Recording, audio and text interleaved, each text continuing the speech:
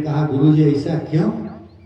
सुखदेव जी ने कहा राजन बताओ, तुम भगवान की ओर चल रहे हो, अमृत की दिशा में आगे बढ़ रहे हो, और तुम्हारे अंदर अपनी श्रेष्ठता का अहंकार है, तो तुमको भगवान नहीं मिलेगा। भगवान उसी को मिलते हैं जिसके अंदर विनम्रता होती है और निराभिमानता होती है, उसको भगवान मिलते हैं। जो पूंछ पकड़ेगा उसको। सुखदेव जी कहते हैं विराजन, मंथन प्रारंभ हुआ, घमड़ घमड़ घमड़ घमड़ की ध्वनि आने लगी। इतने में हलाहल विष निकल गया, हलाहल विष। अरे मंथन किया जा रहा था अमृत के लिए, निकल गया विष। बंधुओं, यही जीवन का सत्य है, यही जीवन का सत्य है। अमृत माने भगवान। आप भगवान की ओर एक कदम आगे बढ़ाओ, देखो विष निकलता है कि नहीं। आज के बाद कल सुबह सवेरे आप थोड़ा नहा धो के थोड़ा चंदन टीका लगाओ, कंठी माला पहनो, थोड़ा लाल पीला इधर उधर करो, माला झोली लेके चलो। देखो संसार की विष जैसी विषैली बातों से आपका सामना तुरंत लोग कहना प्रारंभ कर देंगे, अच्छा तो तुम भी बाबा जी हो गए हैं, ये धंधा कब से शुरू कर दिया, और कोई काम नहीं मिला था।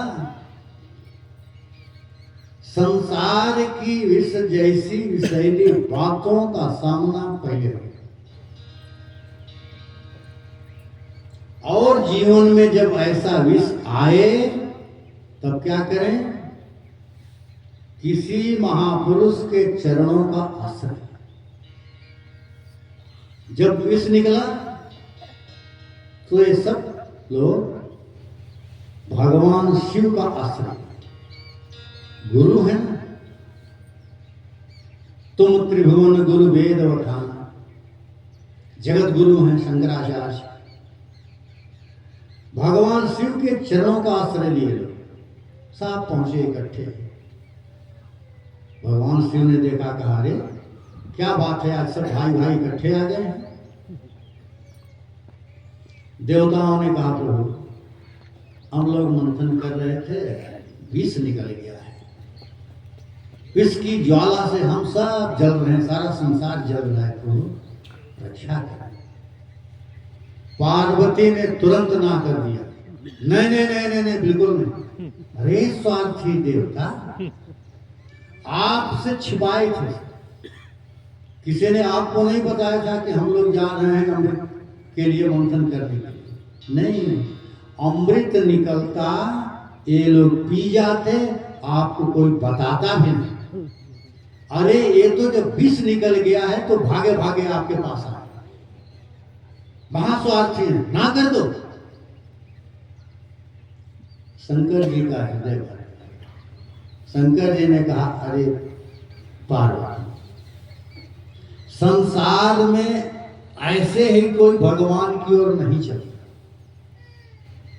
सबकी दौड़ अर्थ और काम के पीछे, कितना धन मिल जाए, कितना संसार का भोग मिल जाए, सबकी दौड़ अर्थ और काम के लिए है। आज कोई भगवान की ओर कदम बढ़ाया है और उसके मार्ग में कोई समस्या आई है, तो क्या हम उसकी थोड़ी सहायता भी नहीं करें? हम उसकी थोड़ी सहायता भी नहीं करें? पार्वती जी ने शंकर जी का पैर पकड़ लिया, धन्य है प्रभु, धन्य है। यूं ही नहीं आपको लोग करुणावतार कहते हैं। हम लोग रोज बोलते हैं ना, कर्पूर गौरम करुणावतार, एक करुणावतार है। पार्वती ने कहा प्रभु आप करुणावतार हैं, अवश्य जाइए। शंकर जी आए, विष का पात्र उठाए, बोले रा, मुंह खुला, विष डाले और बोले मुंह गले में ही रोक दिए, राम में विष मिला दिए, विश्राम गले में ही रोक दिए, नीचे भी नहीं उतारे, मुंह में भी नहीं रखे। अर्थात यदि संसार की गंदी गंदी बातें अपने अंदर उतारोगे, विष को उतारोगे तो स्वयं जलोगे, और नहीं मुंह में रखोगे तो दूसरों को जलाओगे। अर्थात न तो संसार की गंदी गंदी बातें, भोग विलास की बातें, विषय की बातें सोचो और न ही दूसरों से कहो। ये शिव जी का उपदेश है। न तो गंदी गंदी बात स्वयं सोचो, न किसी दूसरे से कहो। विष की ज्वाला शांत। सुखदेव जी कहते कि राजन, फिर मंथन प्रारंभ। घमड़ घमड़ घमड़ घमड़ की ध्वनि होने लगी। इतने में एक घोड़ा निकला, एक चांदी के समान चमचमाता हुआ चांदी का पहाड़ घोड़ा निकला। सब लोग ललचाई दृष्टि से देखने लगे। बलि दौड़ के गया, घोड़े को पकड़ा, बोला घोड़ा मैं नहीं। भगवान ने कहा ठीक है, तू ही ले जा। सुखदेव जी कहते हैं कि राजन, जो घोड़ा स्वीकार करेगा उसको अमृत नहीं, घोड़े वाले को अमृत नहीं मिलेगा। उस घोड़े का नाम था उच्चैः श्रवा। उच्चैः माने जोर से, खूब अधिक, श्रवा माने सुनना। जो खूब सुनना चाहता है, क्या? अपनी प्रशंसा, अपना नाम। हम भगवान की ओर चल रहे हैं और हम ये चाहते हैं कि लोग हमको महाराज जी कहें, महंत जी कहें, भगत जी कहें, मेरा ही चारों ओर जय जयकार होवे, तो भगवान कहाँ से मिले? हम भगवान के लिए तो कुछ कर ही नहीं रहे हैं, हम तो अपनी प्रशंसा चाहते हैं, हमारी प्रशंसा हमको मिले, हमारी प्रशंसा हमको मिलेगी। और दूसरा एक संकेत इसमें बहुत बढ़िया है। एक घोड़ा क्या है? इंद्रिय। वेदों उपनिषदों में आता है, आत्मानं रथिनीं विद्धि शरीरं रथमेव तु इंद्रियाणि हयनार्थ मनः प्रग्रहमेव च बुद्धिं तु सारथिं विद्धि। आत्मा रथी है, शरीर रथ है, इंद्रियां घोड़े हैं, मन जो है लगाम है, बुद्धि जो है वो सारथी। इस तरह की चर्चा है। जो इंद्रियों को स्वीकार करेगा, अर्थात हम भजन पूजा पाठ तो खूब कर रहे हैं, लेकिन इसलिए कर रहे हैं कि हमको संसार के खूब भोग मिले, हम जो है ऐशो आराम की जिंदगी जिए। इंद्रिय को जो स्वीकार करेगा उसको भगवान नहीं। परीक्षित ने कहा, गुरु जी किसको मिलेंगे? सुखदेव जी ने कहा, अभी जो निकलेगा। मंथन प्रारंभ हुआ, घमड़ घमड़ घमड़ घमड़ की ध्वनि हुई, ए हाथी निकला, इंद्र ले लिया। सुखदेव जी ने कहा, राजन, अमृत घोड़े वाले को नहीं मिलेगा, हाथी वाले को। क्यों? आप लोगों का अनुभव होगा, देखे होगा, हाथी चले जाता है, कुत्ते भौंकते हैं, कभी हाथी उन कुत्तों के पीछे दौड़ता है?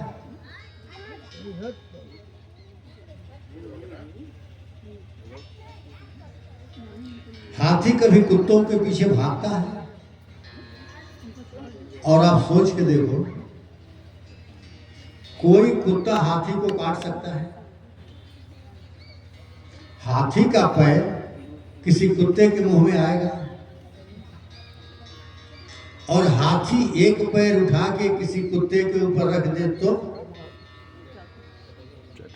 आप ये सोचो, ये बेचारे हैं, भौंक सकते हैं, कुछ बिगाड़ नहीं सकते। जब भी आप अमृत की ओर चल रहे हो, भगवान की ओर चल रहे हो, तो हाथी की चाल चलो।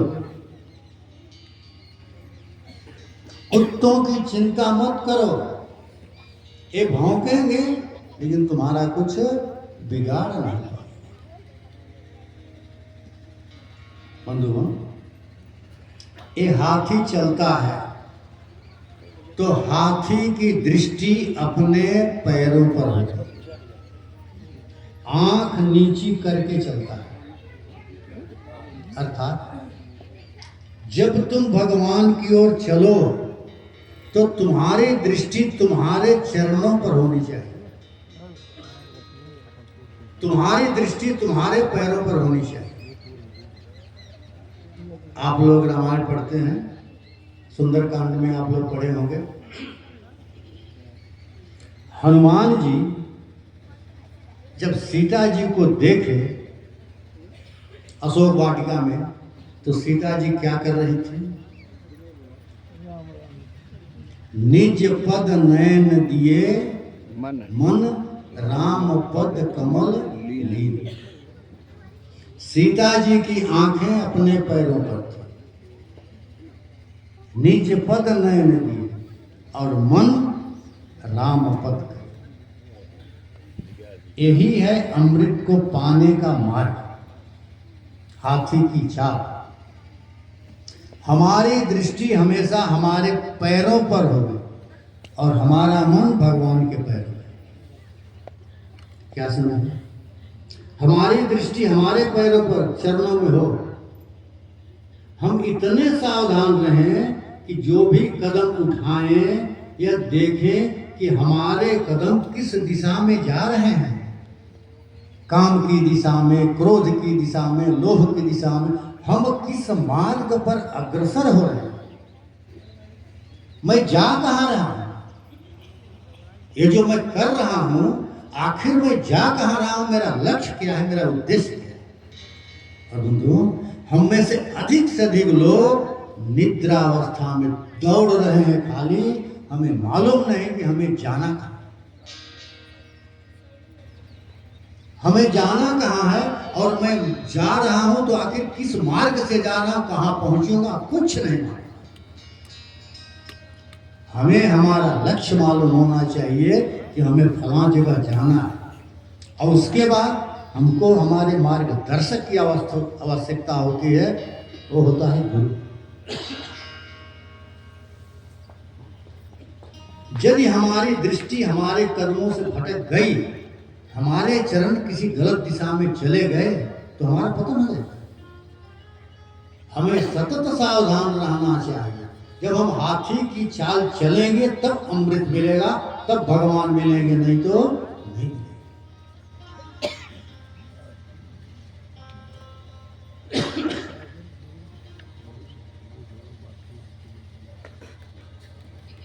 हाथी हमेशा आंख झुका के चलता है। भगवान की ओर चलो तो आंखें नीची करके,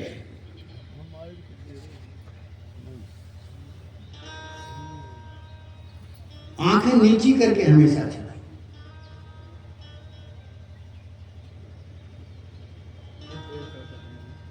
हाथी के कान बड़े बड़े होते हैं, कैसे? सूप जैसे। सूप का क्या काम है? सार सार को गही रहे, थोथा दे रहे। तुम भगवान की ओर चल रहे हो, अमृत की ओर चल रहे हो, कौन क्या कहता है सुनो, सब कान है सुनेंगे, लेकिन जो सार सार हमारे काम की बात है उसको ग्रहण करो, बाकी उड़ा दो। कौन क्या कहता है उनके चक्कर में मत पड़ो। हाथी चलता है, एक एक कदम फूंक फूंक के चलता है। भगवान की ओर चलो, बड़े सावधानी से एक एक कदम फूंक फूंक के उठाओ। देखना इंद्रियों के न घोड़े बढ़े, जिस पे हरदम में संजम के कोड़े पड़े, अपने रथ को सुमार्ग लगाते चलो, कृष्ण गोविंद गोपाल गाते चलो। देखना इंद्रियों के न घोड़े बढ़े, देखना इंद्रियों के न घोड़े बढ़े, जिस पे हरदम ये संयम के कोड़े पड़े, अपने रथ को सुमार्ग लगाते चलो, अपने रथ को सुमार्ग लगाते चलो, कृष्ण गोविंद गोपाल गाते चलो, कृष्ण गोविंद गोपाल गाते चलो, अपने रथ को सुमार्ग, अपने रथ को सुमार्ग लगाते चलो, अपने रथ को सुमार्ग लगाते चलो, कृष्ण गोविंद गोपाल गाते चलो, कृष्ण गोविंद गोपाल गाते चलो, कृष्ण गोविंद गोपाल गाते चलो, कृष्ण गोविंद गोपाल गाते चलो। बोलिए वृंदावन बिहारी लाल की जय। हाथी की चर्चा चल रही थी। हाथी का सिर बड़ा होता है, अर्थात समस्त ज्ञान होना चाहिए, और उसका पेट भी बड़ा होता है। सारा का सारा ज्ञान अपने अंदर आत्मसात करना होता है, न कि खाली दूसरों को शिक्षा देना। ज्ञान का तात्पर्य है कि हम स्वयं अपने अंदर, अपने आचरण में, अपने व्यवहार में उतारें, खाली दूसरों की शिक्षा। जो हाथी स्वीकार करेगा उसी को अमृत मिलेगा। सुखदेव जी कहते हैं कि राजन, फिर मंथन प्रारंभ हुआ।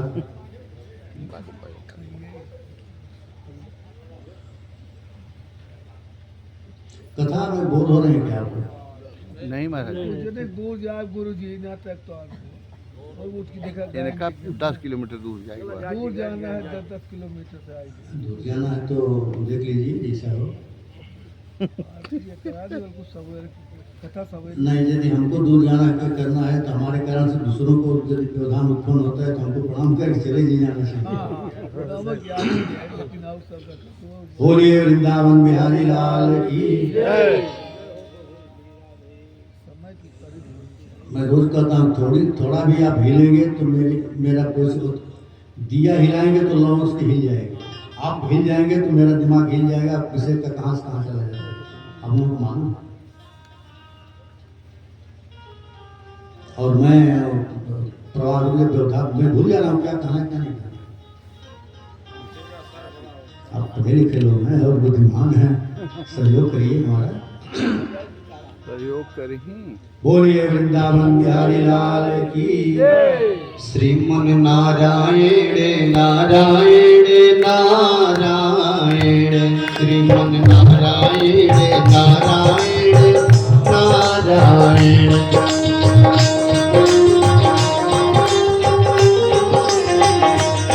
लक्ष्मी नारायण नारायण नारायण,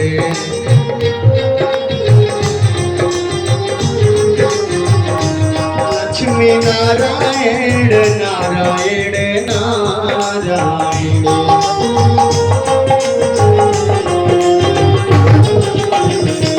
सबका नारायण नारायण नारायण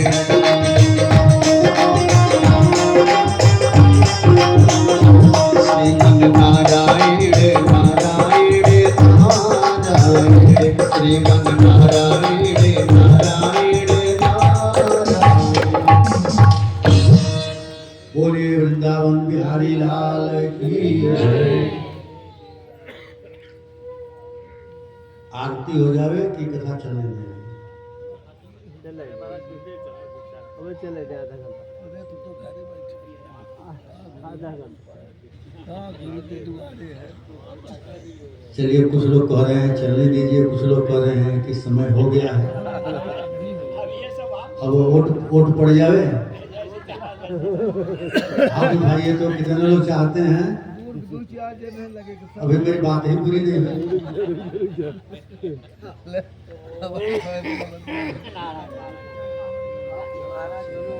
बोलिए वृंदावन बिहारी लाल की। ये समुद्र मंथन का प्रसंग पूरा कर रहे हैं। कल जो है आपके जीवन की बहुत बड़ी समस्याओं का जो समाधान है, बलि बामन की कथा, और उसके बाद राम कथा। 9 स्कंद, 8म स्कंद चल रहे हैं। 9 स्कंद में राम कथा। क्यों राम कथा 9 स्कंद में रखी है ये बताएंगे, और उसके बाद 10म स्कंद में प्रवेश करेंगे, भगवान के जन्म तक की कथा, और फिर भगवान के जन्म की झांकी चौथा दिन सुनेंगे और दर्शन भी करेंगे। आंख और कान दोनों पवित्र होंगे। तो आइए बहुत सी संक्षेप में समुद्र मंथन की कथा को पूरा करें, फिर आगे जो है क्रम बढ़ाएंगे। हाँ, लेकिन इतना है कि जब हमको व्यवधान हो जाता है तो फिर शांति रहे, तो सुबह से सूर्योदय से सूर्यास्त तक ऐसे बैठा रहूँगा, कथा होगा 12 घंटा। और यदि व्यवधान होता है तो 12 मिनट हमारे लिए 12 युग के समान होगा। जय हो। ये सभी सब निशाचर हैं। आइए संक्षेप में। सब निशाचर। हाँ, आपसे ज्यादा हमको समस्या है।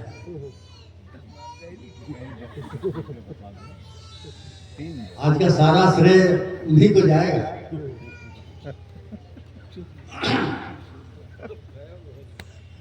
हाँ, आइए चलिए कथा में प्रवेश करें। सुखदेव जी कहते हैं कि राजन, अमृत मंथन के लिए मंथन हो रहा था, एक एक वस्तु निकलती गई, सबको बांटते गए बांटते गए बांटते गए। ये लक्ष्मी जी निकली। 8वें स्कंद के 8वें अध्याय का 8वां श्लोक। ततश्चाविर्भूत साक्षात् श्री रमा भवत्परा रंजयन्तुं दिशः कान्त्या वैद्युत्सैदामिनी यथा। भगवती लक्ष्मी प्रकट हुई। उनकी सखियां थी, हाथ में वरमाला ली हुई थी। सखियों ने कहा, ये भगवती लक्ष्मी, ये किसी से विवाह करे, जो इनको चाहता है लाइन लगा के बैठ जाए। और हुआ क्या, एक किनारे दैत्य, एक किनारे देवता, सब समुद्र के पानी से मुंह धो धो के बैठ। अरे भाई, लक्ष्मी किसको नहीं चाहिए? कितना भी घोर मूर्ति पूजा का विरोधी है, देखो दिवाली के दिन चांदी का सिक्का लेके घिस रहा है। हे महारानी, भगवान से लेना देना नहीं है, वो जाए भाड़ में, तुम बनी रहना। लक्ष्मी जी बनी रहे, बाकी कोई रहे न रहे, जाओ।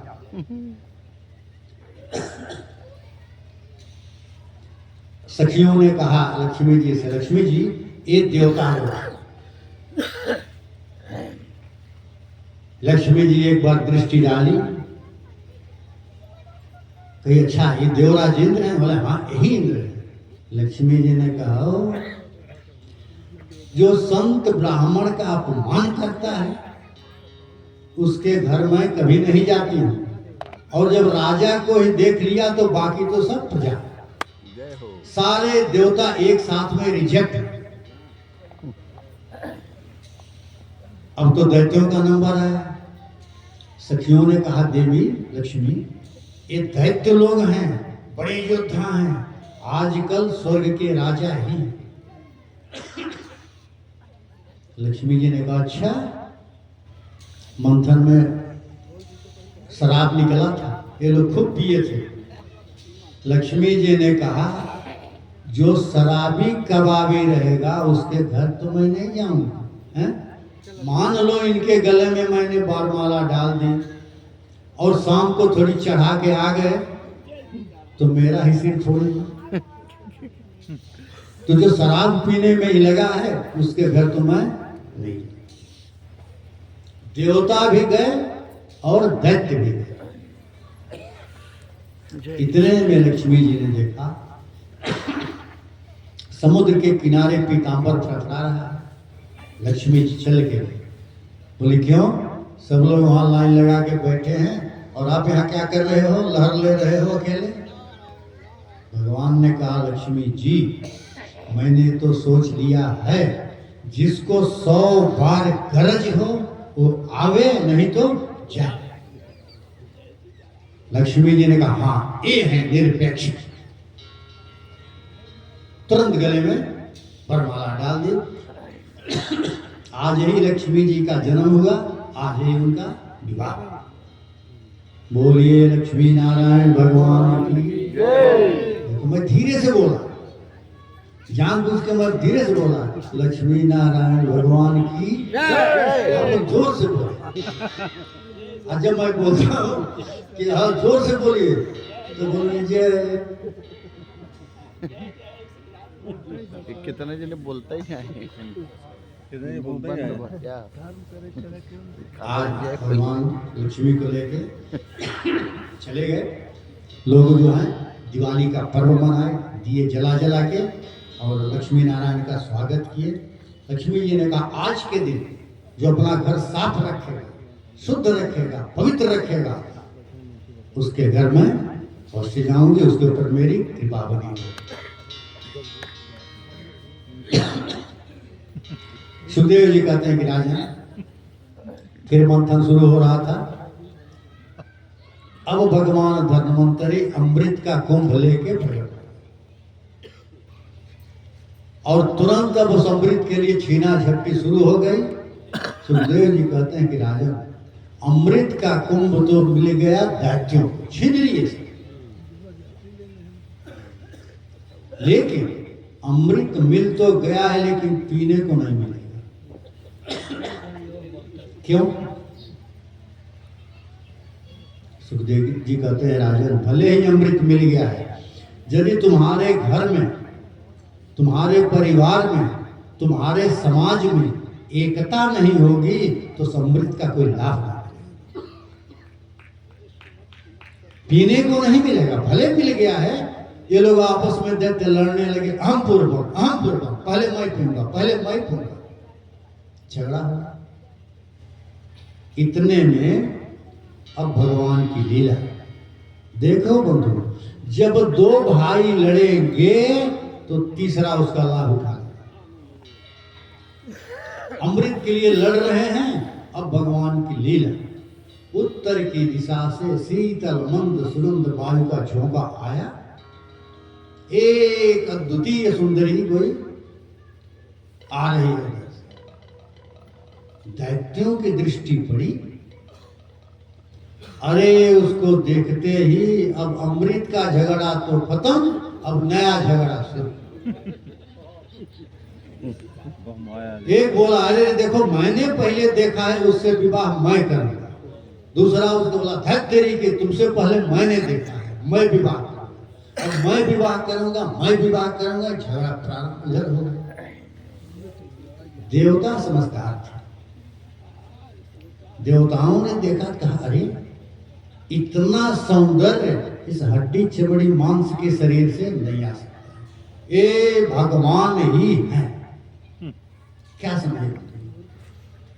वो तो भगवान की माया, जिसकी दृष्टि माया पर होगी उसको अमृत नहीं मिलेगा, जिसकी दृष्टि भगवान पर होगी अमृत उसको मिलेगा। वो स्त्री आई, कही अरे तुम लोग क्यों लड़ रहे हो? दैत्यों ने कहा हमारे पास अमृत है, उसी का बंटवारा लेकर के हम लोग झगड़ा कर रहे हैं। हाँ, तुम यदि बांट देती तो बहुत अच्छा होता।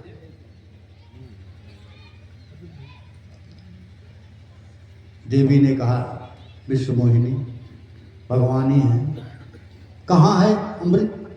अब अमृत का कुंभ लेके आए। भगवान ने ढक्कन खोला, हाँ भरा हुआ, ढक्कन बंद किया और नीचे रखा, पैर से दबाया, पहले कब्जा लिया। बंधुओं, अभी तक तो यह अमृत था, भगवान के चरणों का स्पर्श हो जाने के बाद चरणामृत। जय हो, क्या बात है।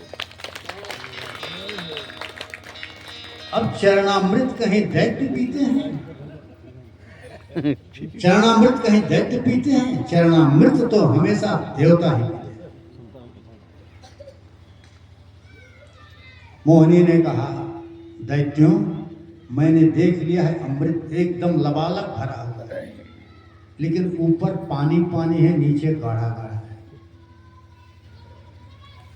तुमको यदि हम पहले पिलाना शुरू करें, ये देवता बड़े बदमाश हैं, बड़े झगड़ालू हैं, ये झगड़ा करेंगे, जानते हो ना? दैत्यों ने कहा हाँ हाँ ये बहुत झगड़ा करते हैं, इसीलिए तो कह रही हूँ ऊपर पानी पानी में उनको पटा दूं और बाद में गाढ़ा गाढ़ा वाला तो। दैत्यों ने कहा हाँ हाँ ठीक है, ऐसा ही। अब भगवान क्या करते? देवताओं बोले बढ़ जाओ लाइन से, सब बैठ। अमृत पिलाएं देवताओं को और दैत्यों की ओर देख के थोड़ा सा मुस्कुरा देवे। दैत्य तो उसी में विभोर, आहा लगता है हमको ही चाह रहे।